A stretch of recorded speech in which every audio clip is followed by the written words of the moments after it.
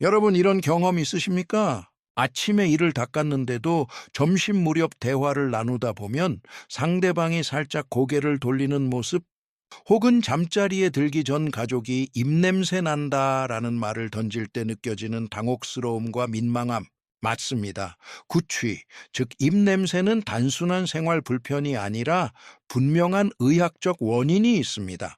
나이가 들수록 침샘 기능이 떨어져 입안이 쉽게 건조해집니다. 침은 단순히 입안을 적시는 물이 아니라 세균을 억제하고 음식 찌꺼기를 씻어내는 자연 치약입니다. 그런데 침이 줄어들면 입속 세균이 황화합물을 만들어내면서 특유의 악취를 풍기게 됩니다. 게다가 50세 이후에는 치조골이 약해지고 치주염이 흔해지는데 바로 이 치주균이 구취의 가장 큰 원인입니다. 위험성은 우리가 생각하는 것보다 훨씬 큽니다. 대한구강보건학회에 따르면 60세 이상 성인의 62%가 만성 구취를 겪고 있으며 그중 절반은 치주 질환을 동반합니다. 더 무서운 것은 치주염 환자의 경우 심근경색 위험이 2배, 뇌졸중 위험이 3배나 높아진다는 사실입니다. 즉, 입 냄새는 단순히 대화의 문제가 아니라 심장과 뇌까지 위협하는 경고 신호일 수 있습니다. 어떤 연구에서는 치주균이 폐렴의 주요 원인균으로 작용한다는 결과도 나왔습니다. 다시 말해, 구취는 죽음의 세균이 우리 몸을 파고드는 출발점이 될 수 있습니다. 저는 서울대학교 병원에서 30년 넘게 노인 환자와 함께 해온 기능의학 전문의 김용태입니다. 저는 수많은 환자들이 구취 때문에 사회적 관계를 잃고 자신감을 잃으며 결국 건강까지 무너지는 모습을 직접 지켜봤습니다. 하지만 많은 분들은 여전히 이렇게 생각하십니다. 나는 하루 3번 양치하니까 괜찮아. 마늘이나 양파를 먹어서 그렇겠지. 양치 후에 가글 하거나 껌을 씹으면 없어져. 안타깝게도 이것은 잘못된 생각입니다. 칫솔질은 치아 겉면만 닦을 뿐 잇몸 속 깊은 세균은 제거하지 못합니다. 가글은 잠시 냄새를 가릴 뿐 30분이 지나면 세균은 다시 번식합니다. 껌이나 사탕은 오히려 당분을 남겨 세균의 먹이가 됩니다. 이런 잘못된 방법을 반복하다 보면 구취는 더 심해지고 결국 치아 상실, 잇몸 파괴, 심혈관 질환, 심지어 조기 사망으로 이어질 수 있습니다. 입냄새 조금 난다라는 가벼운 문제를 방치하면 결국 평생의 건강을 잃을 수 있다는 사실을 기억해야 합니다. 저의 환자 중 한 분 최정화 씨, 68세는 수년간 심한 구취와 잇몸 출혈로 고통받아 왔습니다. 처음 내원했을 때 그녀의 잇몸은 붉고 부어 있었으며 살짝만 건드려도 피가 났습니다. 치석은 치아 뿌리 깊숙이 자리 잡고 있었고 치아는 흔들려 음식을 씹는 것조차 힘든 상태였습니다. 그녀의 생활 습관을 살펴보니 아침에는 대충 양치만 하고 점심에는 피곤하다는 이유로 이를 닦지 않았습니다. 저녁에는 단순히 가글만 하고 그대로 잠자리에 들곤 했습니다.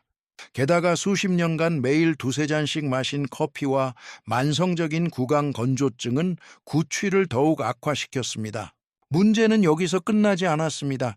그녀의 치주염은 이미 뼈까지 파고들어 치아를 지탱하는 구조를 파괴하고 있었고 세균이 혈류를 통해 온몸으로 퍼질 위험이 있었습니다. 실제로 여러 연구에 따르면 치주염 환자는 심근경색, 뇌졸중, 폐렴의 위험이 크게 증가합니다.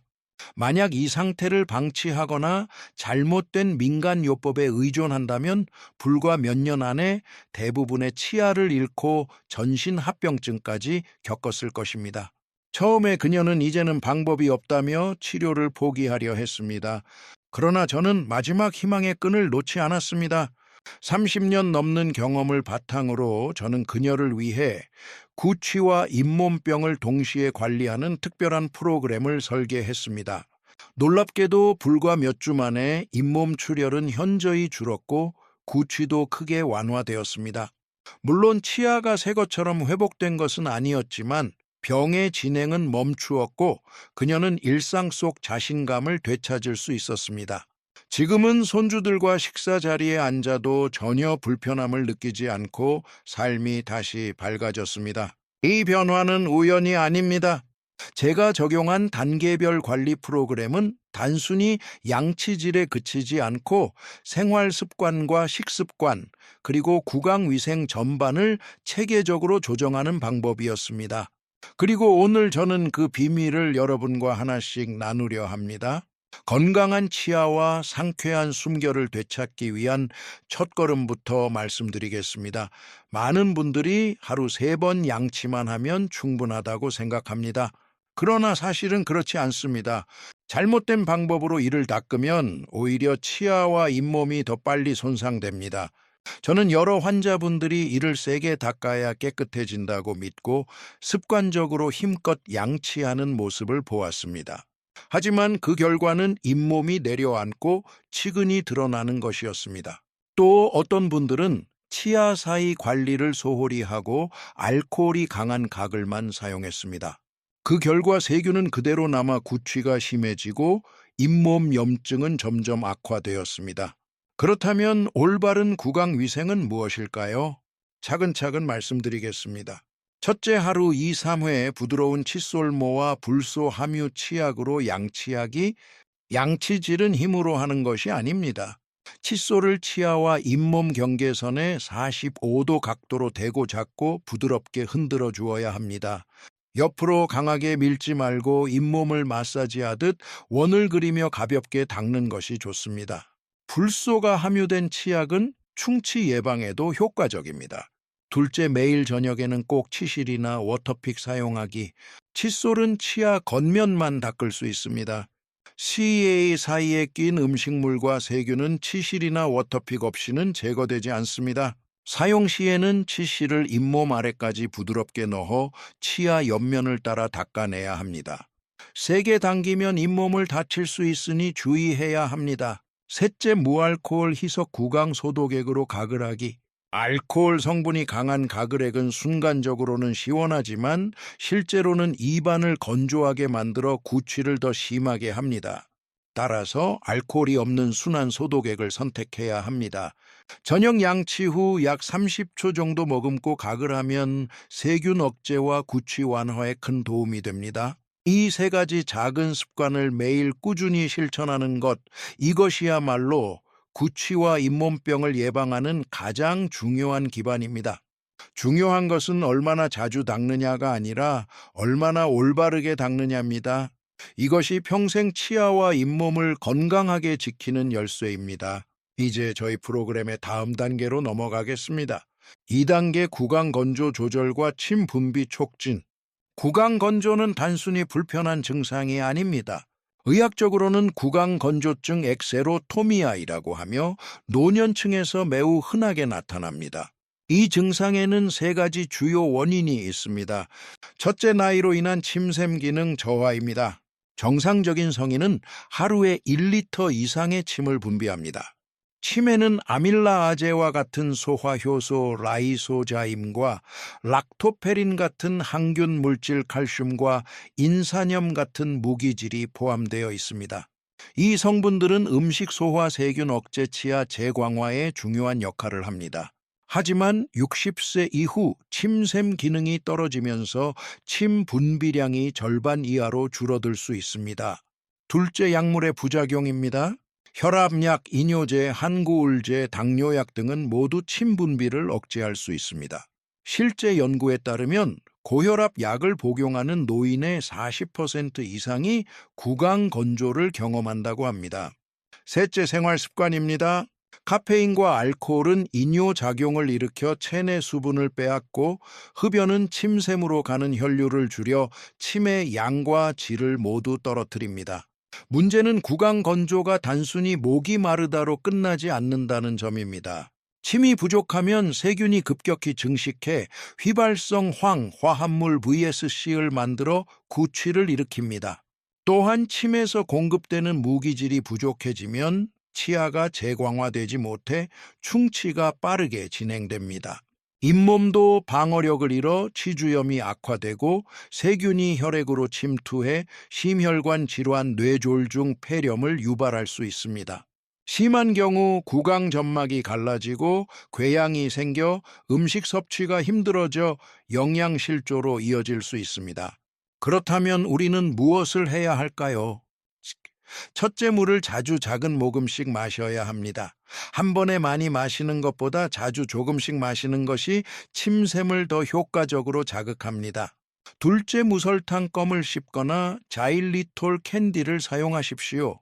씹는 동작은 침샘을 활성화시키며 자일리톨은 충치균의 대사를 억제하는 효과도 있습니다. 셋째, 커피, 술, 담배를 줄여야 합니다. 이 세 가지는 구강 건조를 악화시키는 대표적인 요인입니다. 마지막으로 약물 복용으로 인한 구강 건조라면 반드시 관리가 필요합니다. 혈압약, 당뇨약, 이뇨제를 복용하면서 구강 건조가 심하다면 치과나 내과 의사에게 알리고 정기적인 점검을 받아야 합니다. 입안을 항상 촉촉하게 유지하는 것만으로도 구취와 잇몸 질환 위험을 절반 이상 줄일 수 있습니다. 이것이 바로 구강 건강뿐만 아니라 전신 건강을 지키는 중요한 기반입니다. 우리는 이제 구강 관리 프로그램의 중요한 부분으로 넘어가겠습니다. 3단계 구강 건강을 지원하는 식습관. 왜 식습관이 결정적인 역할을 할까요? 그 이유는 입안의 pH와 미생물 환경이 음식의 종류, 먹는 방법, 먹는 빈도에 의해 직접적으로 영향을 받기 때문입니다. 반복적인 당분과 산은 범낭질의 탈회를 일으킵니다. 반대로 충분한 침, 우유, 단백질, 필수 무기질이 있으면 범낭질의 재광화가 촉진됩니다. 첫째, 섭취해야 할 음식들. 샐러리, 당근, 오이, 파프리카와 같은 섬유질이 풍부하고 아삭한 채소. 강하게 씹는 과정은 침 분비를 촉진하여 pH를 중화시키고 섬유질이 기계적으로 플라크를 제거합니다. 작은 팁으로는 식사 마지막에 3~5분 정도 채소를 씹는 습관을 들이되 칫솔질을 대체해서는 안 됩니다. 설탕이 첨가되지 않고 살아있는 유산균이 포함된 요구르트와 발효식품, 이들에는 락토바칠루스 비피도박테리움 스트랩토코커스 사리바리우스 K씨와 같은 유익균이 많습니다. 이 유익균은 해로운 세균과 경쟁하여 산 생성을 줄입니다. 또한 단백질과 칼슘이 범낭질 재광화에 기여합니다. 무가당 제품을 선택하고 식사와 함께 섭취하는 것이 좋습니다. 산도가 강한 발효식품은 소량만 섭취하고 섭취 후에는 꼭 물로 헹궈야 합니다. 치즈와 우유, 카제인, 칼슘, 인산염이 들어 있습니다. 카제인은 범낭질 표면에 보호막을 형성하고 무기질은 재광화를 돕습니다. 치즈는 입안의 pH를 높여 산성을 줄여줍니다. 간단한 팁으로 단 음식을 먹은 후 치즈 한 조각을 마지막 한 입으로 먹는 것이 좋습니다. 설탕이 없는 녹차와 카카오의 폴리페놀. EGCG와 폴리페놀은 세균 대사를 억제하고 염증을 줄이는 효과가 있습니다. 식후에 연하게 마시는 것이 좋습니다. 카페인에 민감하다면 늦은 저녁은 피하십시오. 해바라기씨, 땅콩, 호두와 같은 아르기닌이 풍부한 식품. 아르기닌을 분해하는 세균은 알칼리 환경을 만들어 충치를 일으키는 산성에 맞서게 됩니다. 하루에 한 줌 정도면 충분하며 소금이나 설탕을 입히지 않은 것을 선택해야 합니다. 비타민 D, K2 그리고 비타민 C. 비타민 D와 K2는 칼슘 대사와 치조골 강화에 필수적이며 비타민 C는 잇몸의 콜라겐 합성에 필요합니다. 비타민 C가 풍부한 키위, 파프리카 같은 과일을 통해 보충할 수 있습니다. 산성 음식 섭취 후에는 약 30분이 지나야 양치질을 해야 합니다. 고등어, 청거, 연어와 같은 등푸른 생선에서 얻을 수 있는 오메가3. 잇몸에서 염증 매개체를 줄여 치주염 조절에 도움이 됩니다. 주 2회 정도 생선을 섭취하는 것이 좋으며 보충제를 고려할 경우에는 반드시 의사와 상의해야 합니다. 마지막으로 물. 물은 침의 원료이며 세균의 산과 독소를 희석시킵니다. 하루 종일 자주 조금씩 나누어 마시는 것이 좋습니다. 둘째, 제한하거나 피해야 할 음식들. 카라멜 젤리 말린 과일과 같은 단 음식과 점착성 음식, 이들은 스트랩토코커스 무탄스의 주요 에너지원입니다. 점착성이 강해 치아에 오래 붙어 산 생성을 지속적으로 유발합니다. 해결책은 한 번에 먹고 물로 헹군 후 치즈나 아삭한 채소로 마무리하는 것입니다. 탄산음료, 에너지 음료, 스포츠 음료, 심지어 다이어트 음료까지 이들의 pH는 2.53으로 범랑질을 부식시킬 수 있습니다. 다이어트 탄산음료도 산성을 띱니다. 해결책은 빨대를 사용하고 식사와 함께 마시며 마신 직후 물로 헹구고 30분 후에 양치하는 것입니다. 크래커칩 몇 끼니마다 밥이나 면만 먹는 것과 같은 정제 전분, 입안에서 빠르게 당으로 분해되어 세균의 산 생성 연료가 됩니다. 단백질과 채소와 함께 섭취하여 산성 정점을 줄이고 노출 시간을 단축해야 합니다. 하루 종일 조금씩 계속 먹는 습관, 잦은 섭취는 산 노출 횟수를 늘려 재광화를 방해합니다. 해결책은 식사를 일정한 시간에 모아 먹고 간식 빈도를 줄이는 것입니다. 결론적으로 무엇을 먹고 언제 어떻게 먹는지가 구강 내 미생물 균형 pH, 재광화 능력을 결정합니다. 작은 식습관의 조정이 장기적으로 치아와 잇몸을 지켜줍니다. 저희 프로그램의 네 번째 단계로 넘어가겠습니다. 치석과 잇몸 염증 철저히 관리하기. 많은 분들이 이렇게 말합니다. 저는 이를 하루도 빼놓지 않고 닦는데 왜 여전히 입냄새가 날까요? 원인은 어디에 있을까요? 가장 큰 범인은 바로 플라크 치태와 치석입니다. 플라크는 음식물과 세균이 만나 하루만 해도 치아 표면에 생기는 얇은 막입니다. 이를 방치하면 이 플라크가 침 속의 무기질과 결합해 딱딱한 치석으로 변합니다. 문제는 치석이 한번 생기면 잇몸 아래 깊숙이 달라붙어 세균이 번식하기 좋은 환경을 만든다는 것입니다. 그 결과 단순한 치은염에서 시작해 점차 치주염으로 진행합니다. 치주염은 단순히 잇몸이 빨갛게 붓고 양치할 때 피가 나는 정도에서 끝나지 않습니다. 치아를 붙잡아주는 치조골을 파괴하여 치아가 흔들리고 결국 빠져버리게 됩니다. 연구에 따르면 중증 치주염 환자는 정상인보다 치아 상실 위험이 3배 이상 높습니다. 더 우려되는 점은 치주염이 구강계만 머무르지 않고 심혈관 질환, 뇌졸중, 폐렴 같은 전신 질환과도 밀접하게 연관되어 있다는 사실입니다. 그렇다면 어떻게 해야 할까요? 무엇보다 먼저 정기적인 스케일링 치석 제거이 필요합니다. 아무리 올바른 칫솔질을 해도 이미 단단히 굳은 치석은 집에서 제거할 수 없습니다. 최소 6개월에 한 번 치과에서 전문적으로 제거해야 합니다. 이미 잇몸에 염증이나 치주염이 나타났다면 반드시 치과 진료와 정확한 치료가 필요합니다. 초기에는 플라크와 치석만 제거해도 잇몸이 회복될 수 있지만 병이 진행된 경우에는 지주 치료나 경우에 따라 수술까지 고려해야 합니다. 심한 경우에는 약물 치료가 필요합니다. 국소 항생제 젤 한겸증제 혹은 단기간의 전신 항생제가 쓰일 수 있습니다.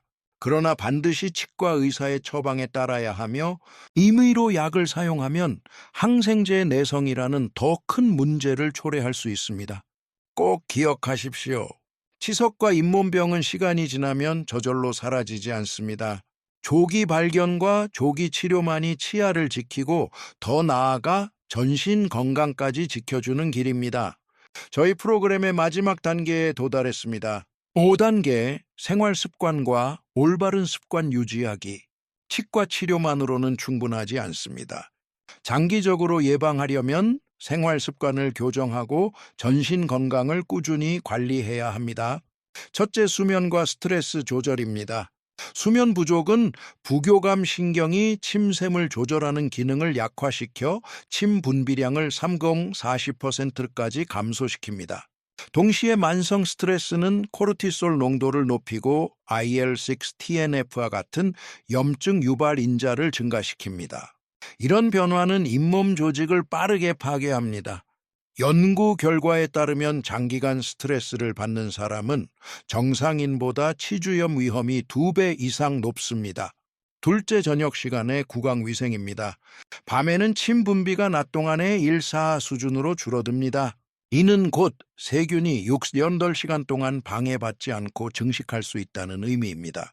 따라서 취침 전 구강위생은 아침보다 훨씬 더 중요합니다.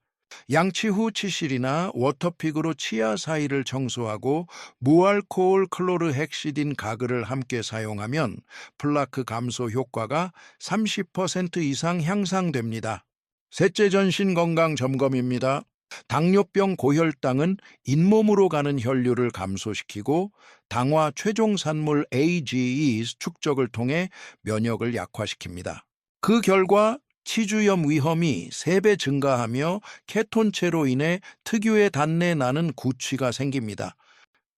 심혈관 질환 폴피로모낫, 긴기바릿 같은 치주균은 혈류로 침투해 죽상경화판에 붙어 심근경색과 뇌졸중을 촉진합니다. 연구에 따르면 치주염 환자는 심근경색 위험이 2-3배 높습니다. W 식도 질환 위산 역류는 치아 범랑질을 부식시키고 구취를 유발합니다. 또한 윅외양 원인균인 헬리코박터 파일로리 역시 구취와 직접적인 연관이 있음이 밝혀졌습니다. 생활 습관은 하루아침에 바뀌지 않습니다. 그러나 충분한 수면과 스트레스 관리, 철저한 야간 구강 위생, 정기적인 전신 건강 검진, 이 3가지를 꾸준히 실천한다면 치아 건강은 물론 전신 건강까지 함께 지킬 수 있습니다. 여러분, 오늘 우리는 구취와 치아 건강을 지키기 위한 5가지 단계를 함께 살펴보았습니다. 올바른 구강위생, 구강건조 조절, 식습관 관리, 치석 잇몸 염증 치료, 그리고 생활습관 유지까지. 오늘 단 하나의 작은 변화를 시작하는 것만으로도 앞으로 수년 동안 구강 건강은 물론 전신 건강까지 지켜낼 수 있습니다. 저는 환자분들께 늘 이렇게 말씀드립니다. 치아와 잇몸은 나이가 들어도 끝까지 함께 해야 할 평생의 동반자입니다. 오늘 내용이 도움이 되셨다면 좋아요와 구독을 눌러주십시오. 앞으로도 여러분의 건강을 지킬 수 있는 쉽고 효과적인 비밀들을 꾸준히 나누겠습니다. 저는 서울대학교 병원 기능의학 전문의 김용태입니다. 여러분 모두 건강하시고 환한 미소와 함께 행복한 하루하루를 보내시길 바랍니다. 감사합니다.